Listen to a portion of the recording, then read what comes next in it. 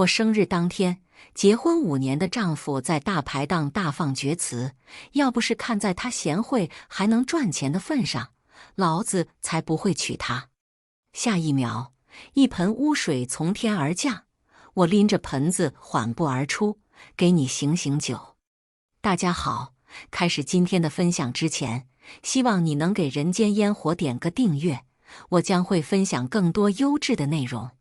漆黑的客厅里，我安静地坐在餐桌前，不停将手机摁亮又熄灭。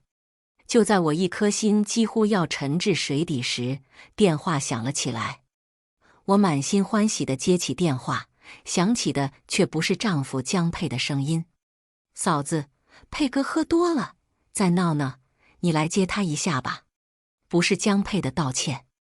我本不予理会，但电话里江佩喝得醉醺醺的声音还是让我不可避免地心软了。强压下心头的酸涩，我佯装平静道：地址。等我匆匆忙忙赶到大排档时，江佩正在耍酒疯。老子根本就不爱那个女人，要不是看在她贤惠还能赚钱的份上，老子才不会娶她。我藏身于黑暗之中，看着眼前这场闹剧，整颗心如被一双大手紧紧捏住一般透不过气来。就在早上，江佩还无比轻柔地在我额头上落下了一个吻，用温柔的仿佛能滴出水的声音向我允诺晚上一定早点回，给你庆生。晚上10点半，我就收到了这份别具一格的贺礼。老子真是受够了。你们知道这个女人有多无趣吗？就跟案板上的死鱼一样无趣。佩哥，你在说什么胡话？江佩的狐朋狗友瞥见了角落里的我，讪讪闭上了嘴，露出一抹尴尬的笑容。我抬手将脸上不自觉滑落的眼泪擦去，强勾出一抹笑容，冲着那帮人点了点头。那个，嫂子，佩哥喝多了说胡话呢，您别往心里去。什么喝多了？我没喝多，我也没有说胡话，我说的是心里话。江佩毫不留情地打断了自己好兄弟的找不知语，一手捏着酒杯往嘴里猛灌一口酒。我强装出来的笑容凝固在脸上，周围看热闹的人越来越多，隔壁店的食客都围了过来。我深吸一口气，拎起桌上喝了一半的啤酒，一把泼在江佩的脸上。江佩被这巨大的变故弄懵了，在原地愣了几秒，回过神后指着我的鼻子就开骂：臭篦子，你敢泼老子！我怔怔地愣在原地，有些不知所措。我与江佩自高中相识，恋爱7年，结婚5年，他从未说过如此难听低俗的话。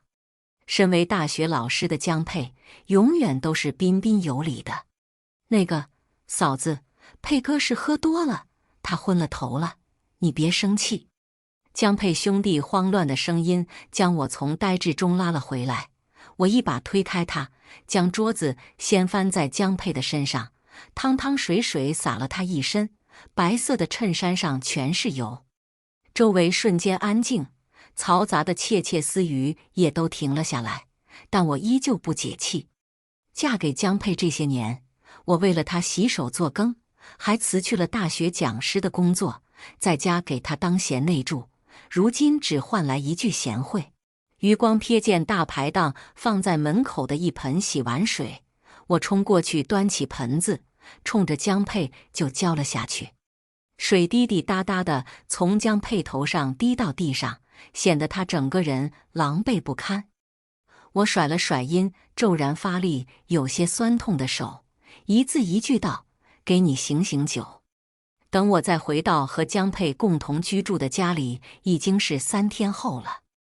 那日晚上我并没有接江佩回家，她全身上下又油又臭，我连搀扶她都嫌脏。刚打开门，我就看见地上铺满了玫瑰，江佩单膝跪在爱心中间，手里举着一束花。好好，我那天只是酒后乱语，我是爱你的。客厅里围了一圈他的朋友，都在起哄着让我原谅他。江佩从来都是骄傲的，就连求婚都是趁着烟火绽放时往我手上套的戒指。看着沾满了对不起的墙壁和跪在地上举着花的他，我不可避免的心中一软。但我还是想试探他一下。江佩，没用了，这个婚我离定了。好好，我都跪下来向你道歉了，你还有什么不满足的？江佩见我不肯松口，脸色黑了几度，咬牙切齿道：苏好，你知道现在是什么时候吗？我凭直称已经到了最关键的时刻。你知道现在离婚对我来说意味着什么吗？我不知道。盛怒之下，我一巴掌扇在江佩脸上，夺过他手里的花束就往窗外一丢。失了面子的江佩起身就要打我，被他身边的朋友拉住了。我看着喘着粗气的江佩，嘲讽地笑了笑，转身进了卧室。我将衣柜中的衣服一股脑扔在床上，却在柜子最底部看到了一张纸。怀着好奇打开后，我立刻被纸上的大字定在原地。吴京。床头柜上还堆满了瓶瓶罐罐，全是这些年我吃的药。与江佩结婚后不久的一次体检后，江佩递给我一份体检报告。报告上说我患有子宫内膜息肉，会导致不孕不育。婚后，公公江明每次看见我都冷眼相待，姑姑江平更是不遗余力地对我冷嘲热讽。而江佩更是一次都没为我说过话，但我都忍了，因为他曾经说：好好，我爱的是你这个人，又不是其他。就算你生不出孩子，我爱的也还是你。为了有一个孩子，我每天大把大把的吃药，硬生生把自己变成了一个药罐子。我深吸了口气，对着体检报告咔咔一顿拍，扭头就发到了江佩和我的家族群里。苏好，你往群里乱发什么东西？江佩将卧室的房门拍得震耳欲聋。我冷笑一声：是什么？你难道不知道吗？江佩狠狠踹在门上，随后剧烈的摔门声音传来，卧室外瞬间寂静。我将手上的体检报告365度无死角的一顿拍，用红色涂笔圈出江佩的名字和吴京2字，配上文字结婚5年，老公查出来吴京，但又渴望一个孩子，想问一下这个疾病该如何治疗，直接发送朋友圈。瞟见床头柜那些瓶瓶罐罐，我一肚子气依旧没处撒，立刻雇了几个爱扯闲话的大妈，让他们拿着喇叭就到江佩的学校门口拉横幅。HR 男老师江佩丧尽天良，自己吴京却嫁祸妻子，逼迫妻子吃药5年。男老师江佩隐瞒病史，使得妻子声名败坏，天打雷劈。在手机里看着这些大妈卖力地挥舞横幅，我心情总算美妙了几分。然而我还没高兴多久，一个电话彻底破坏了我的美丽心情。好好，你快来，你公公婆婆好像打起来了。等我到婆婆家门口时，公公拎着木棍坐在沙发上大喘气，像一头斗败了的公牛。婆婆躲在角落，脸上全是血迹。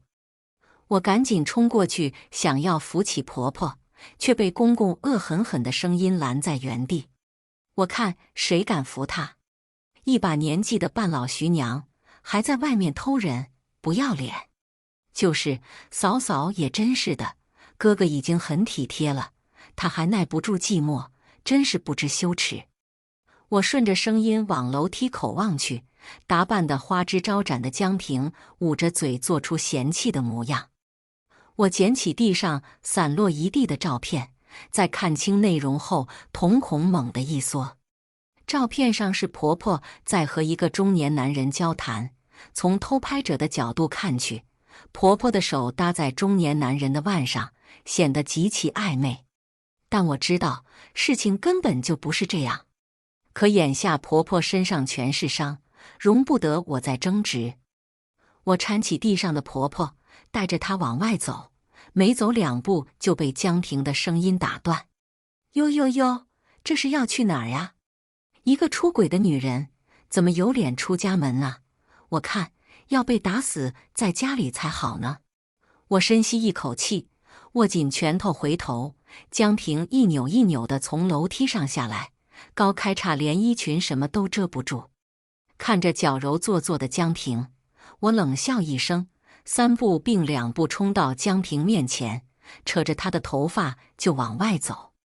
江平被我的动作弄得踉踉跄跄，一张俏脸因疼痛而扭曲。我把他狠狠推倒在地，冲着看热闹的街坊邻居道：“你们看看，谁家的小姑子天天往自己哥哥家跑，还穿得这么骚。”我一边说着，一边脱下身上的外套，丢在江平的腿上：“遮着点吧，我都替你害臊。”江平不敢吭声，捂着脸呜呜哭。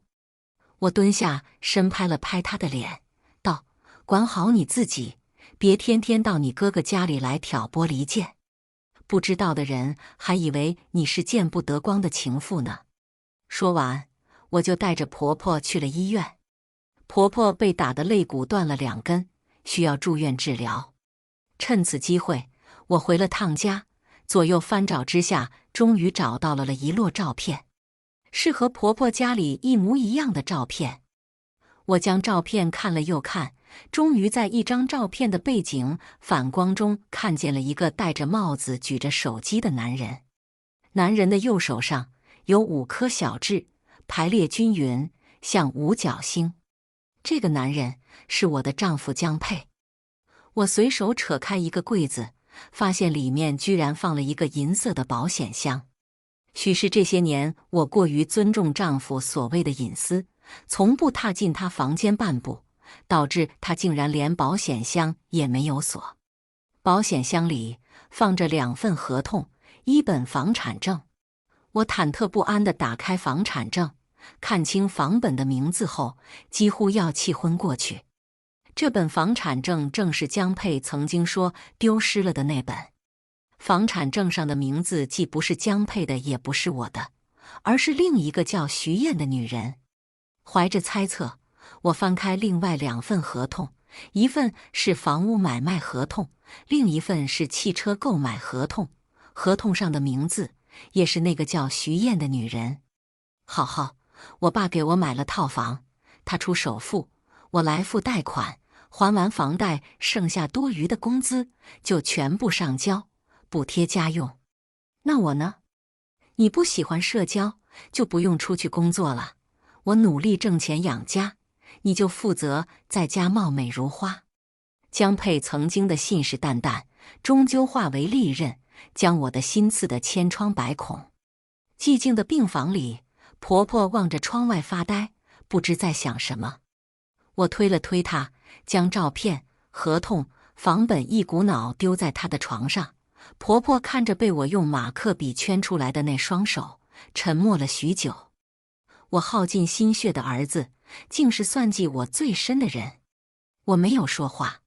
徐燕是江沛研究生时期的小师妹，曾经天天追在江沛后面跑，几次3番地赖着江沛。我明里暗里警告过她几次，看她也收敛了。只是没想到江沛竟然……婆婆又说，6年前我与江沛还在异地恋，她在 S 大，我在 A 大。异地恋的时间格外难熬，江沛总是不回信息，到了半夜才回一句今天忙着做实验。生日、纪念日，甚至是我父亲的葬礼，她都没有来。彼时年少无知的我只以为她是真的很忙，现在想想，只怕忙着和小情人共度良宵吧。我要回去工作。我开口，话音刚落，门口就传来了一阵骚动，是江沛。江沛红着眼，冲到我面前就给了我一耳光，我的脸立刻肿了起来。一耳光后，他还不解气，掐着我的脖子将我推到墙边，手劲之大，几乎要把我掐死。我奋力挣扎着，却怎么也无法从他的手下解脱。死八婆，你他妈在外面到处说什么？”江佩的眼眶暴突，没说一句话，掐着我的脖子就用力几分，另一只手还不间断往我脸上扇。现在全校都在传我不行，你知道人家私底下说我什么吗？强烈的窒息感叫我几乎听不清他在说什么，本着死了也得再骂2句的心态，我用力挤出一抹嘲讽的笑，一字一句道：“我当然知道。”说你是太监啊！江佩被我的话激怒，扬手又要向我打来。就在巴掌堪堪要落下的一刻，江佩掐着我脖子的手骤然一松，随之而来的是一声巨响。我睁开眼，是婆婆。婆婆拿着手上的热水壶，一下敲在了江佩的头上。“妈，你怎么帮着他一个外人？”江佩捂着后脑勺，难以置信地开口。婆婆的面色惨白，整个人摇摇晃晃、颤颤巍巍，但还是固执地举着暖水壶，想要再一次敲在自己儿子头上。我终于从劫后余生中缓过神来，我拼尽全力将江佩按倒在地，骑在他身上，如一个疯子般用手里的包一下下砸在他的身上。我一边左右开弓往他那张脸上狠狠扇着，一边道：“江佩，老娘告诉你，你刚刚的一举一动，老娘都录下来了，你等着坐牢吧。”我本想着依靠江佩殴打我的视频和医院监控能把他送进去，但警方却以是我先传播隐私在前，不停地和稀泥。我想去医院验伤，但由于并没有造成实质性的身体损伤，连轻伤都算不上。派出所里，警官还在对江佩不停做着思想工作。江佩表面答应，但我却看见了他嘴角挑衅的微笑。小夫妻嘛，床头打架床尾和，2个人有事情要坐下来好好商量，不要冲动。警官拿着调解书放在我面前，我看着脸上写满胜利的江佩，屈辱地签下了这纸调解书。苏好，你一个家庭主妇，你拿什么跟我斗啊？我劝你乖乖在家待着，如果你不继续作妖，我大人有大量，既往不咎。呸！我啐了江佩一片，转头就将视频和刚刚江佩说的话的录音发给了他学校的表白墙。江佩家暴的事情愈演愈烈，但学校为了声誉，强行压了下去。我丝毫不意味这个结果。江佩虽然没被开除，但名声一落千丈。听说他的选修课一个学生都没有去，必修课上都有学生公然拉 S 大家暴男老师江佩的横幅挑衅。为了躲避江佩的报复，我提前买了机票，飞去了另一个城市。一座破旧的居民房门口，我带着打扮成地痞的安保公司保镖，堵住了我顺着合同电话找到的房东。昏暗的楼道里灯光亮起，我才看清他的脸，这张脸异常熟悉，就是照片里和婆婆暧昧不清的男人。我戴着墨镜和口罩，故意压低了声音问：“那天我婆婆踩到玻璃珠不慎滑倒，你冲过来就扶住了她，然后照片就被拍了，你究竟有何居心？”男人不说话。我冷笑一声，挥了挥手，高价聘请的保镖立刻会意，将手上的棍子往地上敲了敲，恐吓意味极重。男人抖了抖肥胖的身躯，但还是不肯开口。我不耐烦地啧了一声，身后的保镖立刻上前，一左一右将男人按倒在地。我缓步从楼梯上下去，一脚踩在了男人的脚背上。男人要尖叫，但保镖早已死死地把他的嘴堵上了。为了今天，我特意换了一双12厘米的细跟高跟鞋，还是名牌的，便宜你了。男人额上冷汗津津，眼看着我又要踩上去，他终于崩溃开口：“是一个人女人给我打的电话，让我这么做的。”边说着，他边把手机的短信翻出来给我看。就在看清电话的一瞬，我就毛骨悚然。这个电话是江佩姑姑江平的。顾不得追问细节，我又道：那个合同是怎么回事？那天是一个男人带着一个女生找我买的房，那套房是我妈留下的，我缺钱，所以就卖掉了。我思索了一下，将江佩的照片给他看，在得到他确认后，心中竟没有一丝多余情绪。那个女人不知道从哪里得知我缺钱，就说给我10万块，让我去。男人见我没开口，以为我又要殴打他，连忙道：你是不是跟买房的人说过，你是缺钱才卖的？我打断他，男人又点头。我示意保镖放开男人，将一沓钱塞进他的衣领里，在得到他连连保证不会报案后，扬长而去。曾经在江佩的口中，他和这个姑姑并不亲密，可为何江平会知道这个男人缺钱呢？江平又为什么要陷害婆婆呢？还没等我想明白这个问题，江佩就找上了门。他将我堵在闹市的街头，直直地跪在地上，一边磕头，一边扇自己耳光。好好，我知道错了，我只是害怕你因为我生不出孩子就跟我离婚，才一时昏了头，你原谅我吧。我不予理会，扭头想走，却被他死死抱住了腿。众目睽睽之下，他将身上的卡一张张排列在我面前，痛哭流涕道：我真的是一时糊涂，是我自尊心太强。你这个小姑娘也真是的，男儿膝下有黄金，小夫妻之间有话好商量，何必闹得这么难堪？人群中不知是谁先开了口，周围的人也纷纷附和起来。看着就准备跟我无赖到底的男人，我冷哼一声，干脆利落地跪在地上，大声哭道：对不起，我也不知道你自尊心那么强，强到要靠对外说是我不能生，让我去吃药做检查。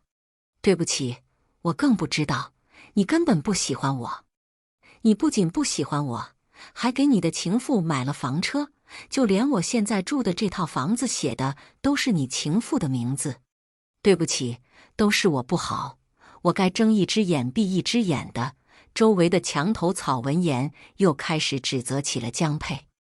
江佩的脸上青一阵白一阵，将地上的卡摞起，推开围观群众，慌慌张张地离开了。江佩当街下跪的事情恰好被他的学生看见了，学生本就不满学校包庇他，这下更是怨恨。学生将横幅拉满整座校园，更有人天天往校长信箱塞举报信，还有直接将投诉电话打到教育局的。这次江佩没能躲过惩罚，被学校开除。为了防止江佩狗急跳墙，我在 S 城租了一套2居室，顺带把婆婆接了过来。凭借着读研时做出的成果，我顺利去到了一所普通3本教书。小苏啊，我们院里每个老师都要开2门选修课，课程内容呢都是由老师自己定。你有想好要开什么课程吗？院长笑眯眯地问我。我看着眼前这个一身儒雅、气质文化的妇人，思绪有些恍惚。初见婆婆时，她一身天青色旗袍，头发被完整地盘在脑后，身前还挂着一串玉石压金，显得极为温和。可后来，公公在江平的挑唆下，开始强迫婆婆当家庭主妇，后来更是以心脏不好为由限制婆婆，逼迫她辞去了工作。小苏，如果没想好的话，我想好了。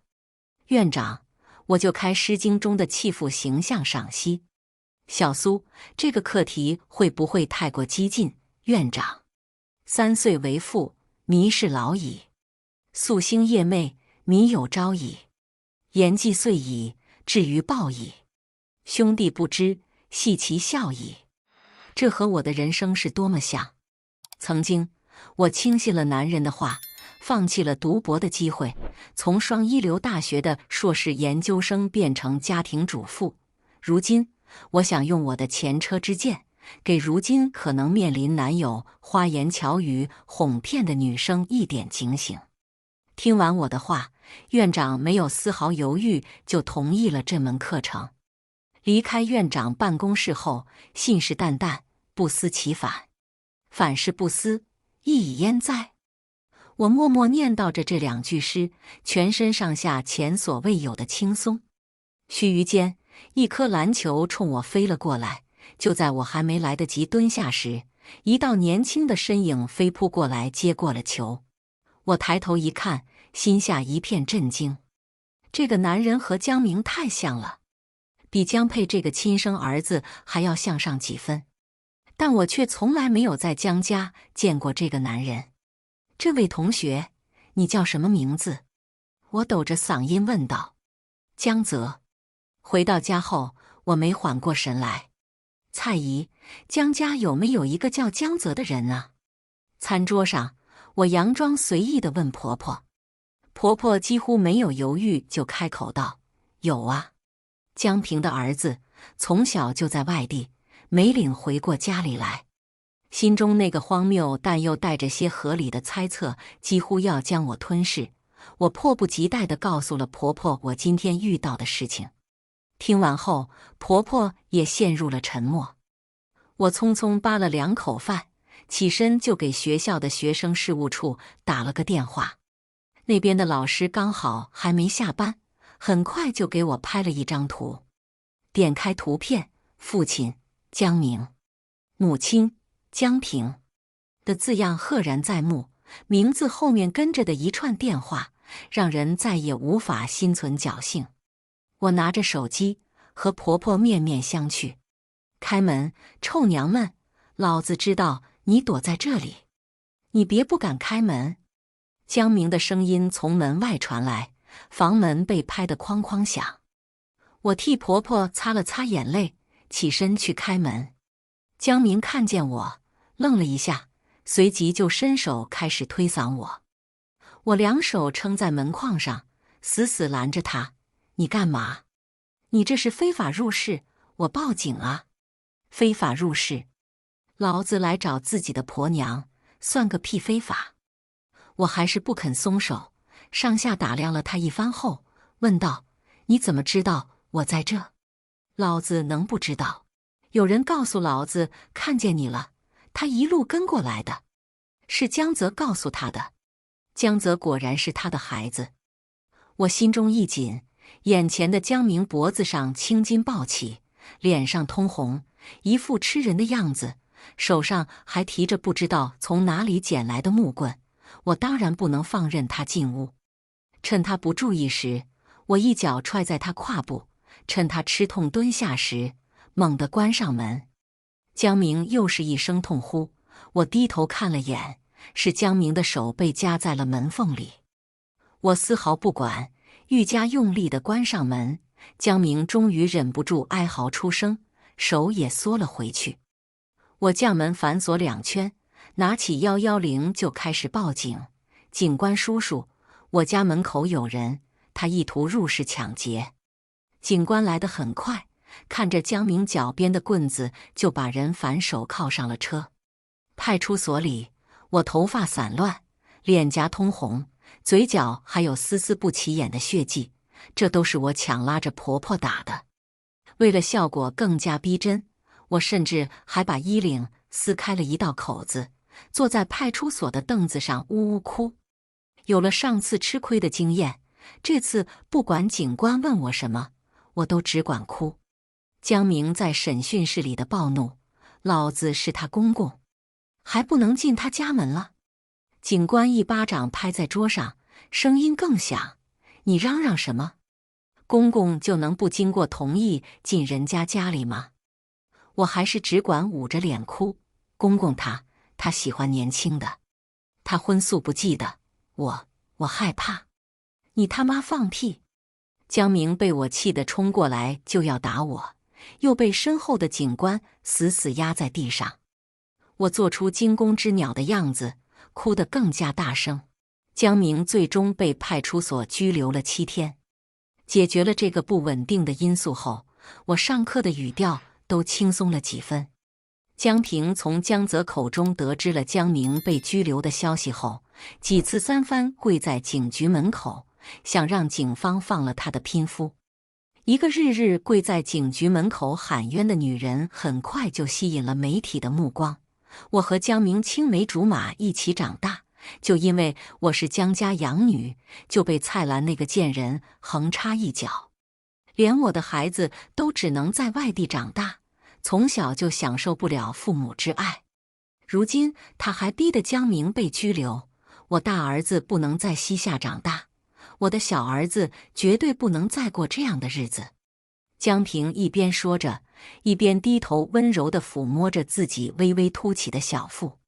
神通广大的媒体很快就扒清楚了江平、江明这段剪不乱理还乱的关系，就连婆婆被家暴住院的事情都被媒体披露得一干二净。一时间，各种报道飞满天，掀起了巨大的舆论风波。我将这些新闻每每截图，准备回家给婆婆看。就在我兴高采烈之时，一记闷棍敲在我后脖梗上。我想回头看，脖子上又挨了一下。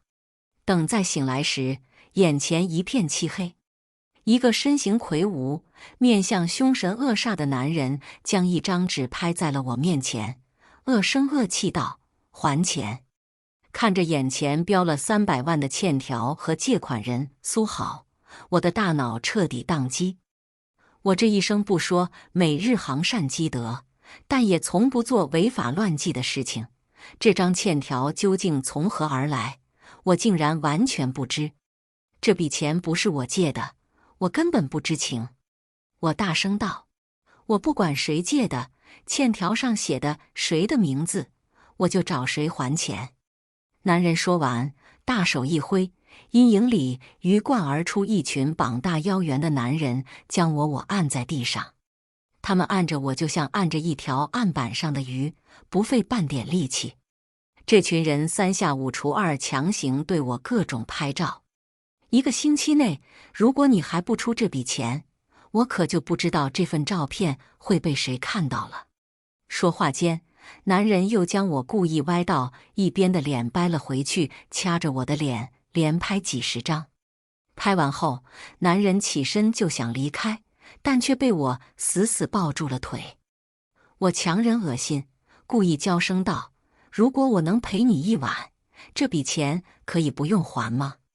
男人似乎被我不要脸的劲震惊了，看着我的眼里全是意外。我又往前西行了几步，男人被我吓傻了，再猛地推开了我，往后推了几步。倒是他身旁另一个脸上全是疹子的男人有些忍不住，胃里的东西如同排江倒海般向上翻滚。就在快贴上我的一瞬，门口一声暴喝将他吓得立刻萎了。不许动！举起手！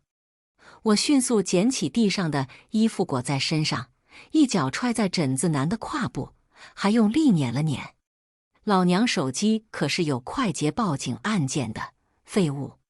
这帮人很快就交代了，欠条是一个男人签的，也是这个男人说自己老婆有钱，让他们来找老婆。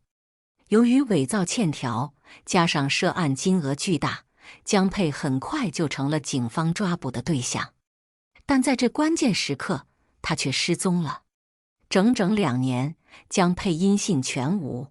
而这2年，我也几乎是掰着手指头过日子。2年期一到，我就向法院申请了离婚。好好，快来看你胡叔叔买的蝴蝶兰。我一踏进家门，蔡姨就招呼我去看她阳台上种的花。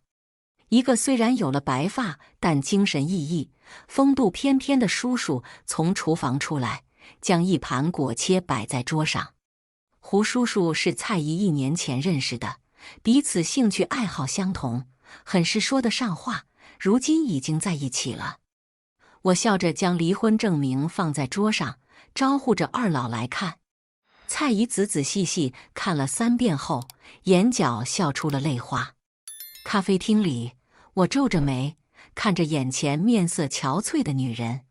苏小姐，房子的贷款，离城那套房子的房产证上写着的可是你的名字。如今江佩失踪，自然该你还。我放下咖啡，漫不经心道。徐燕闻言，脸色更加苍白，哆嗦着嘴唇道：我没有工作，我哪里还得起？那就是你的事情了。徐小姐，容我提醒你，早在7、8年前，我和江佩还在恋爱时，你明知道他有女朋友，你还横插一脚，这是知三当三吧？我故意将声音放大，余光扫过周围，果然有不少人的耳朵已经竖了起来。后来我与江佩结婚，你不仅没有主动和他分手，甚至还甘愿当他的情妇。你知道他在你身上花的每一分钱都是属于夫妻共同财产吗？我没要你还我钱，已经是我最大的宽容了。喝完杯中最后一口咖啡，我拎起包就打算离开。就在此时，变故横生。徐燕不知道什么时候藏了一把刀，直直地向我捅来。我躲避不及，被他一刀捅进了腹部。他苍白的脸上布满癫狂，眼睛里全是血丝。我没有工作，还不出贷款，现在银行收走了我的房子车子，我只能流浪。我过不好，你也别想活。昏过去时，我看见了周围骚乱的人群和握着刀子痴痴笑着的疯女人。徐燕的生物学的并不好，捅的几刀也没有伤到要害。医院里的医生在得知这件事后，还组团过来围观，更有拿我当教具的。我百无聊赖地靠在床上，一口口嚼着蔡姨给我削好的苹果。我的母亲在大疫时便去世了，打那之后，蔡姨便代替了我母亲的位置，给予我无微不至的关心。在知道我被捅了之后，她差点哭晕在病房门口。出院的日子是蔡姨花重金请道士算的。出院后第一时间，我就去看了监狱里的徐燕。她看向我的眼里全是怨毒，然而伤害不到我分毫。你命真好，这都不死。是你的生物学的真烂，没一刀捅对地方了。我露出一个充满恶意的微笑。监狱外天空一片晴朗，我缓缓地走在昔日和江佩走过无数次的公园里，看着公园里的未名湖，一时间有些恍惚。江佩虽然早已变得面目全非，但曾经他也是我在高中食堂偶遇了一次都能兴奋一整天的人，是我每次晨会都会用余光装满的人。姑娘，给点钱吧。一个衣衫褴褛的乞丐拦住了我，我也顺手往他破了一个角的碗里放了10块钱。起身看到他的脸时，我瞬间愣住，是失踪2年的江佩。